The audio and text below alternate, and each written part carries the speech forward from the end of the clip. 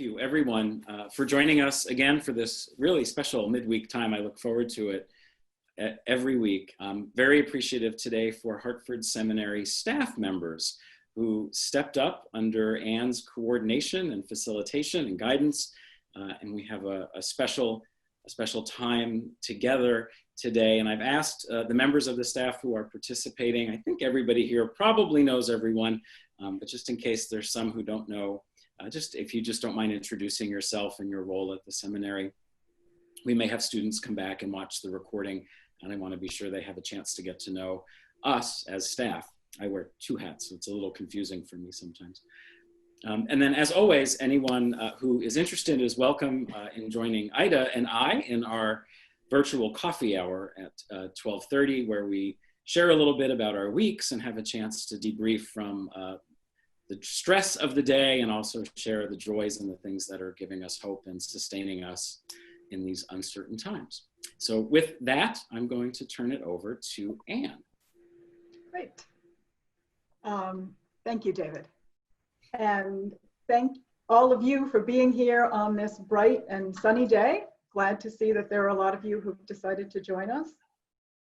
Days recently have been running together a little bit, so for orientation's sake, today is not Blur's Day, it's Wednesday.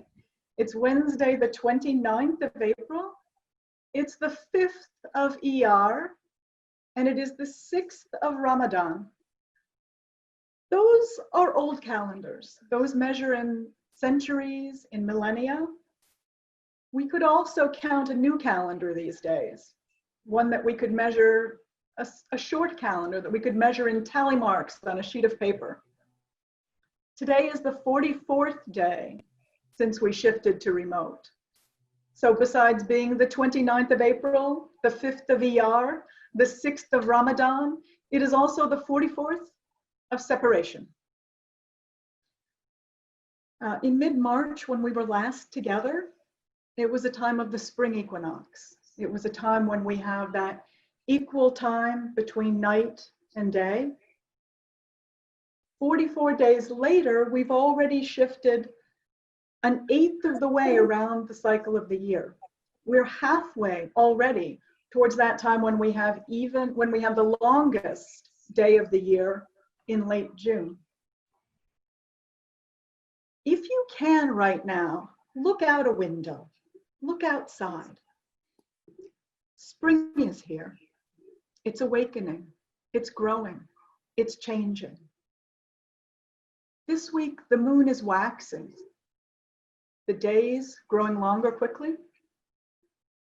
This morning, I heard a chorus, a symphony of birds at sunrise.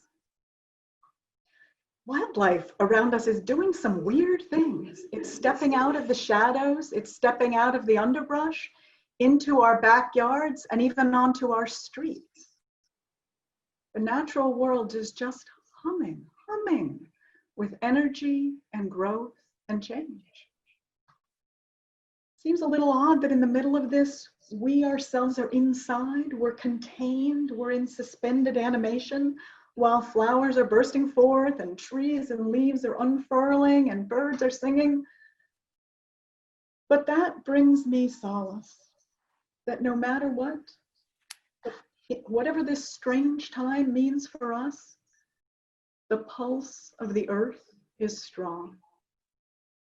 She's reliably circling through her seasons, from winter to spring, from spring to summer, from summer to fall, from fall to winter, from winter to spring, and spring to summer again. Last week, David collected a bunch of photographs from many of you and others at the seminary. And he's put them together into a representation of what spring means for all of us in our own spaces and our backyards and our houses and our places that we are all on this 44th day of separation.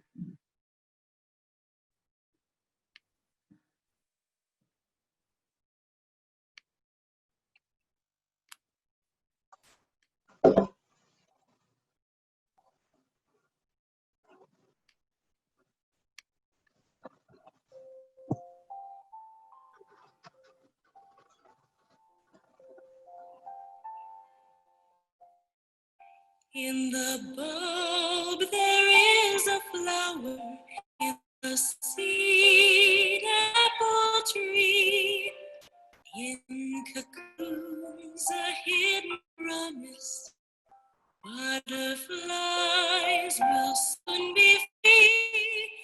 In the cold and snow of winter, there's a spring that waits to be unrevealed until its season, something God alone can see.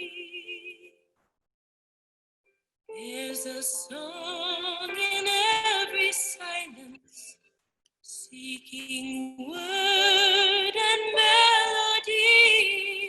There's a dawn in every darkness, bringing hope to you.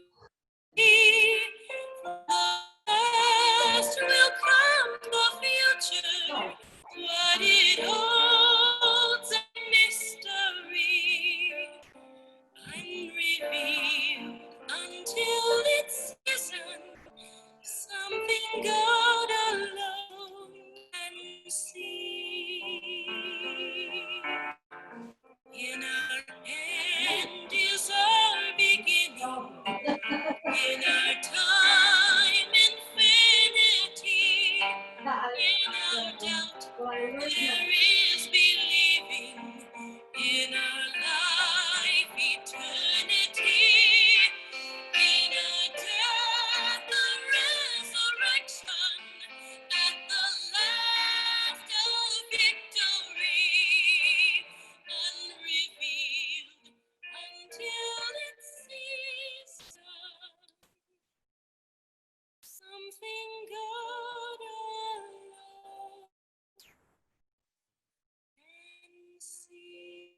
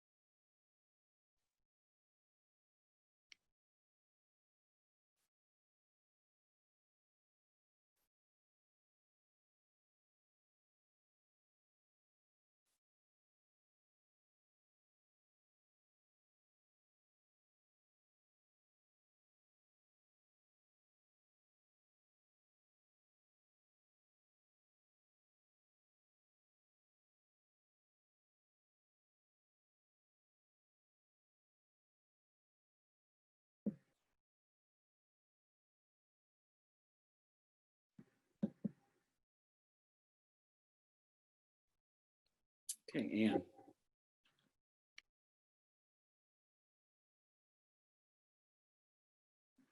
Do we have Michael?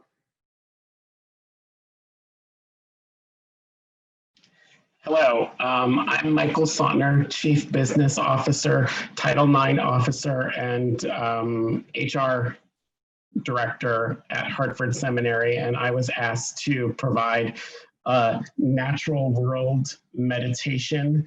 And that's actually something that holds dear to my heart in terms of honoring the natural world and to bring the resources of the outside into contemplation, meditation, relaxation. Even though on the flip side, I have horrible allergies because of nature, I still appreciate the works of nature. And how one thing, noticing after the 44 days of isolation, seclusion, that parts of the natural world is improving with lower human impact on the environment. So I just wanted to just read a meditation that I found that really rings true to me. So if everybody can close their eyes, and if you're not comfortable closing your eyes, feel free just to bow your head. As you close your eyes, begin to follow your breath. Notice the inhalations and the exhalations move throughout your body. Feel your lungs rise and fall, the feeling of the air moving. If you have a personal mantra, start to breathe it through your body. Invite the breath and the mantra into every cell of your being. Allow the energy of your breath and the power of the mantra to fill up every cell of your being, as though your being were inhaling and drinking the spiritual energy you are feeding it. Be in a place of relaxation, receptive to no effort at all. As your body and being willingly receives, allow the nourishment to take root.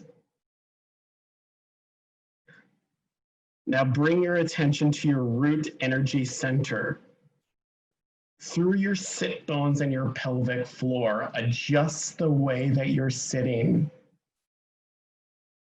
Imagine, sense, or visualize that this area is part of the earth upon which you sit. Sense or visualize that your pelvic floor is made of moist earth, dark, thick, and vital.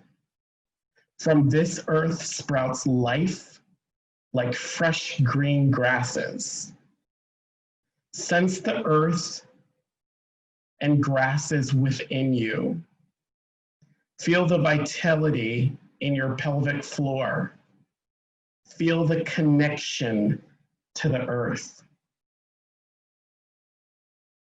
From this foundation, notice flowers sprout from the soil with joy, ease, and openness. Notice the colors and smell the fragrances. Fill your sacrum with this fresh vitality, joy, and ease.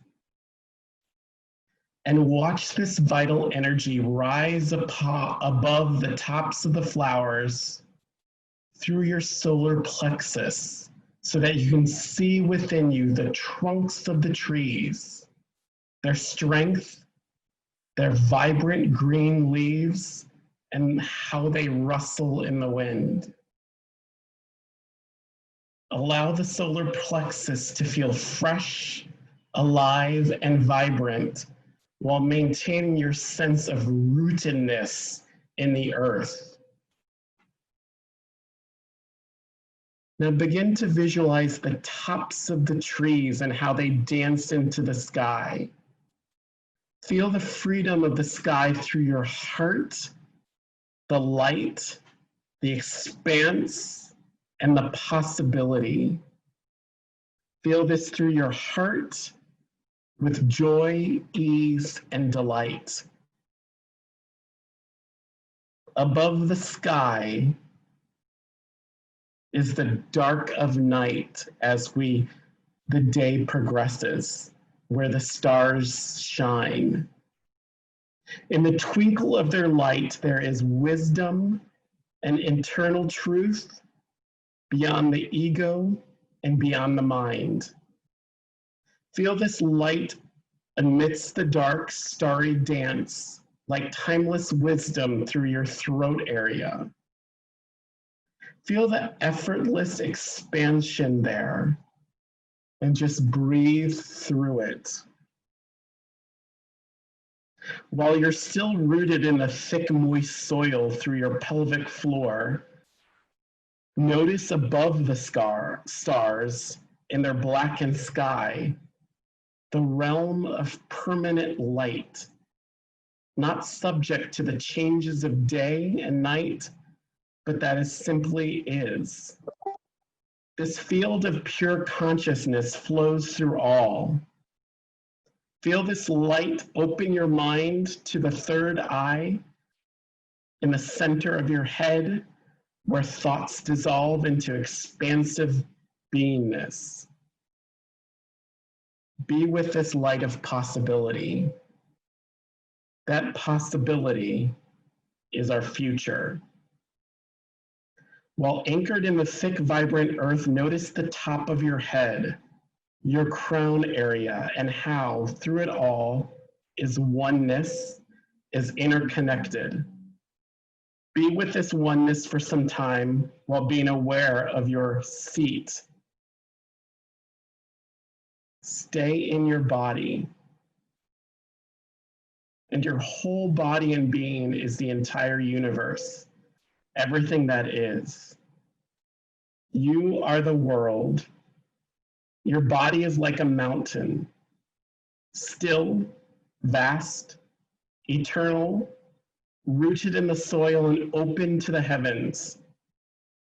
Feel the timeliness of your being in the perfection of the now.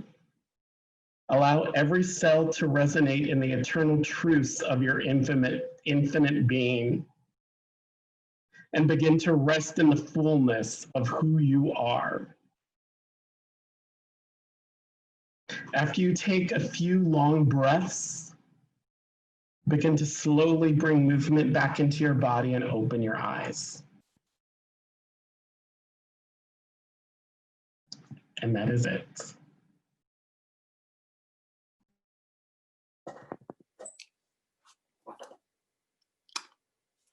All right, I'm up next. I'm Phoebe Milliken. I run the International Peacemaking Program at Hartford Seminary.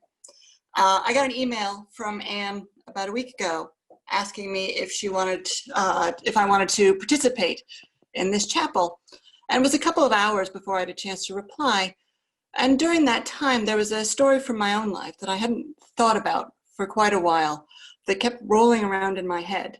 But the connection to Anne's theme of growth wasn't obvious at all. So Anne and I talked, and I told her the story, and we were able to find sort of a tangential connection to the theme. And she said to me, if this story's rolling around in your head, I think you should tell it anyway. So here it is. Here's the story from a time when I was 23. I was living in Zimbabwe. I was living in the capital city of Harare. And I worked for a tiny little literacy organization, the Zimbabwe Book Development Council, the ZBDC. And my boss was a woman who was very good at sniffing out sources of funding for literacy projects and programs, but program design was not her thing. And as I was the only other employee, it had to become my thing.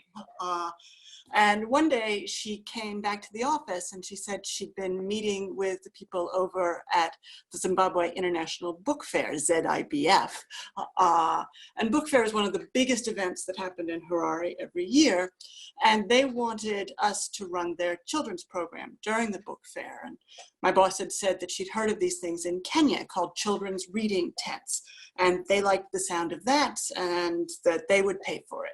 She comes back to the office, she tells me this and says, go do one of those. I ask her if she can tell me any more about children's reading tents, but she can't. She's heard the name, but she doesn't know anything else. This is 1996. There's no internet yet in Zimbabwe, so there's no way to research it. So I'm gonna have to make it up as I go. And it really came together beautifully. All of the local book publishers donated all of their children's books. And so we had a quiet reading area. And we also had an area for word games. And then the best part was the magic reading carpet, where there was storytelling and read aloud and trivia quizzes and skits. And lots of children came and they had a really wonderful time. Now, about a week before the book fair and the children's reading tent are due to open, I got a call from a woman who ran a program for street kids in Harare. And at this time, street kids are ubiquitous, even more so, even more true now. But then 96 was not quite the height of the AIDS epidemic, but things were already really bad. And while nobody's willing to hazard a guess at how many street kids there were at the time, there were certainly hundreds and probably thousands of them. And whenever you came out of a shop or a cafe or the movie theater, there would be kids there asking for money, and they weren't shy. So I get a call from this woman. She runs a program for 30 children, all boys, who come to her program every morning, and she wants to know if she can bring them to the children's reading tent. And I say yes, and we set upon a time. And when that time arrives, they all come marching into Harari Gardens, which is where the book fair is being held. And someone had obviously donated a lot of white t-shirts to the organization, because they're all wearing these identical white t-shirts, but they're men's sizes, not children's sizes. So 30 skinny little boys in these white t-shirts down to their knees. They come marching into Harari Gardens. They've prepared a song for the occasion, and they march and sing up to the children's reading tent. I greet them, I welcome them into the tent. They have a wonderful time. In fact, they have such a wonderful time that the leader and I fix upon them coming back again the next day, which they do. And it's the same thing, white t-shirts, marching, singing, another wonderful time.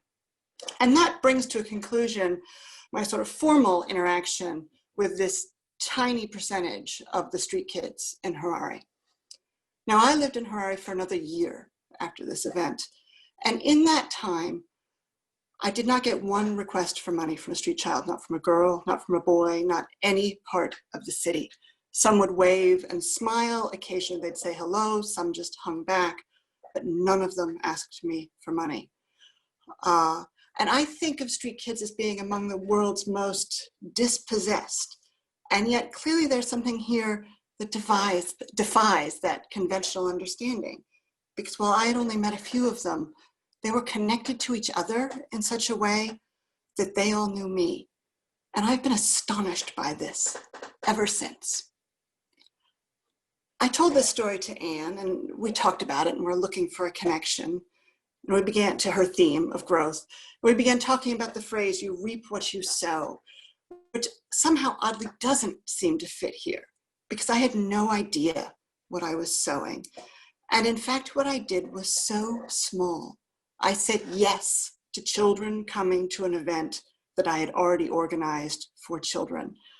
That this special status that grew out of that seems surprising and so out of proportion.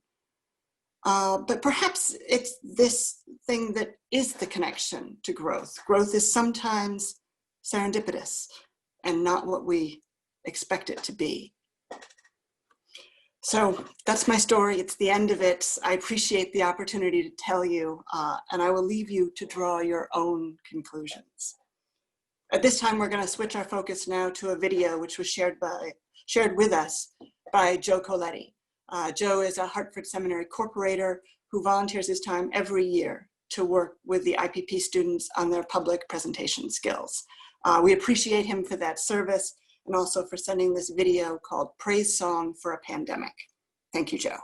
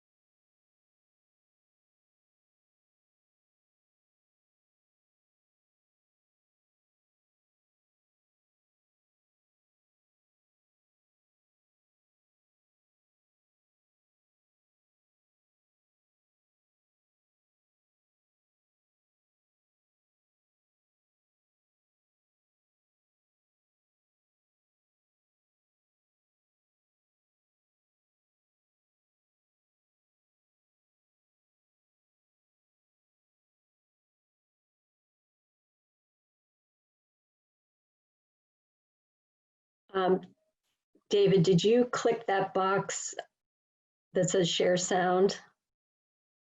Or is it something else?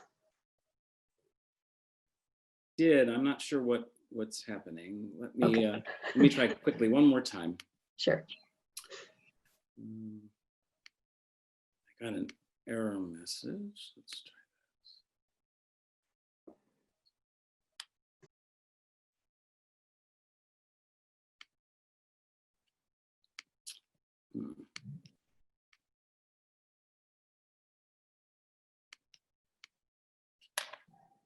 Let's see. This is better. Can you hear it now? Praise be the janitors and garbage collectors, the grocery store clerks and the truck drivers barreling through long, quiet nights. Give thanks for bus drivers, delivery persons, postal workers, and all those keeping an eye on water, gas, and electricity. Blessings on our leaders making hard choices for the common good, offering words of assurance. Celebrate the scientists working away to understand the thing that plagues us, to find an antidote, and all the medicine makers. Praise be the journalists keeping us informed. Praise be the teachers finding new ways to educate children from afar, and blessings on parents holding it together for them. Blessed are the elderly and those with weakened immune systems, all those who worry for their health. Praise for those who stay at home to protect them. Blessed are the domestic violence victims on lockdown with abusers, the homeless and refugees. Praise for the artists and poets, the singers and storytellers, all those who nourish with words and sound and color. Blessed are the ministers and therapists of every kind, bringing words of comfort. Blessed are the ones whose jobs are lost, who have no savings, who feel fear of the unknown gnawing. Blessed are those in grief, especially who mourn alone. Blessed are those who have passed into the great night. Praise for police and firefighters, paramedics, and all who work to keep us safe. Praise for all the workers and caregivers of every kind. Praise for the sound of notifications, messages from friends reaching across the distance. Give thanks for laughter and kindness. Praise be our four-footed companions with no forethought or anxiety, responding only in love. Praise for the seas and rivers, forests and stones who teach us to endure. Give thanks for your ancestors, for the wars and plagues they endured and survived. Their resilience is in your bones, your blood. Blessed is the water that flows over our hands and the soap that helps keep them clean each time a baptism. Praise every moment of stillness and silence so new voices can be heard. Praise the chants and slowness. Praise be the birds who continue to sing the sky awake each day. Praise for the primrose poking yellow petals from dark earth. Blessed is the air clearing over us so one day we can breathe deeply again. And when this has passed, may we say that love spread more quickly than any virus ever could. We say this was not just an ending, but also a place to begin.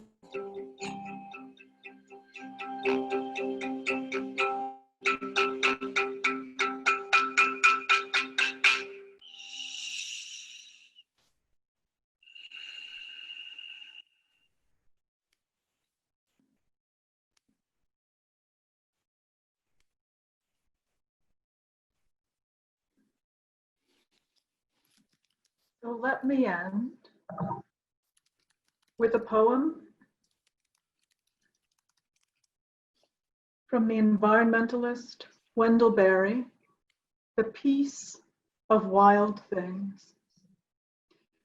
When despair for the world grows in me, and I wake in the night at the least sound, in fear of what my life and my children's lives may be, I go and lie down where the wood drake rests in his beauty on the water, and the great heron feeds. I come into the peace of wild things who do not tax their lives with forethought of grief. I come into the presence of still water, and I feel above me the day-blind stars, waiting with their light For a time, I rest in the grace of the world and am free. So may it be with you.